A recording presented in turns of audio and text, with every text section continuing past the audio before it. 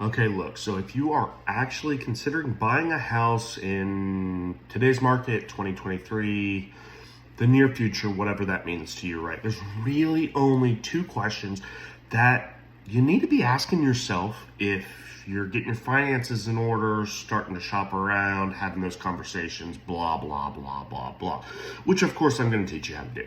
But there's only two questions if you're considering buying the house. The first of which is, in which direction are home values going to go? Are home values going to continue to go up like they always have historically over a long enough period of time? Or are home values going to come down? Because I know there's a ton of memes out there saying, oh, the millennial can't wait for the housing market to crash. And don't get me wrong, folks. Big fan of memes here. Huge fan.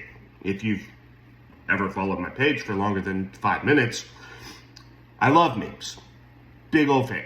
But the reality is that the data actually shows us that home values typically go up. You might have some ripples, you might have a little, but it's going to go back up here, right? Duh. Go look at the data. This is not my opinion. This is the data. Okay? That's question number one. Where are home values going? Secondly, where are interest rates going? Okay, so we're at 5, 6, 7, 8. I don't know. Don't ask me. I'm not a fucking lender. Talk to your lender. I have an idea of where they are, but your situation may mean that you have a higher rate, or your situation may mean that you have a lower rate. I'm not a lender. I'm never going to be a lender. I have enough information to be dangerous, but I ain't going to tell you about lending because I'm not a lender. I'm just a stupid real estate agent. Okay? So number two, the second question you need to be asking yourself is, where are interest rates going?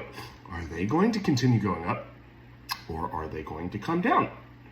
Because at some point, the whole home buying thing is really just math if you can remove your emotion from it, which I know none of us can, myself included. But it's just numbers, right? So if home values are going up, but rates are staying the same, you're falling behind on affordability. If rates start to come down, but home values are still going up, you haven't really done a whole lot of good for yourself. So all my homies out there, when we were looking at houses 16, 18, 20, 24, however many months ago, and you were shopping and you didn't pull the trigger because you wanted to get out of that house because it needed paint and you weren't willing to go buy a bucket of $100 paint from Home Depot and paint the walls yourself because you lazy. Well, you got out of that contract and look, you cannot afford a house anymore. So instead of starting to build wealth, you started to go backwards, dog. And cool, whatever. I'm not, zero judgment. Everybody's got to deal with their own shit. But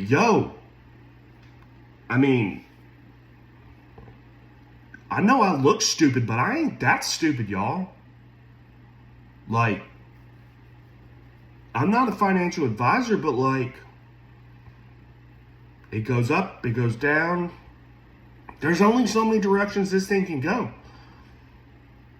And if you shit the bed when rates were in the threes and you had your chance to strike while the iron was hot, but you pissed it away at the bar drinking Bud Light instead, that's on you, homie. So the two things you need to consider: are home values going up? Are interest rates going up? The answer might be no to those, but those are really the two questions you need to be asking yourself. And you just need to do the math and have a conversation with somebody who is qualified and talking about numbers and mortgage rates and all that jazz. For more real estate tips, follow your boy. I might look stupid, but when it comes to houses, I'm not that stupid. Cheers.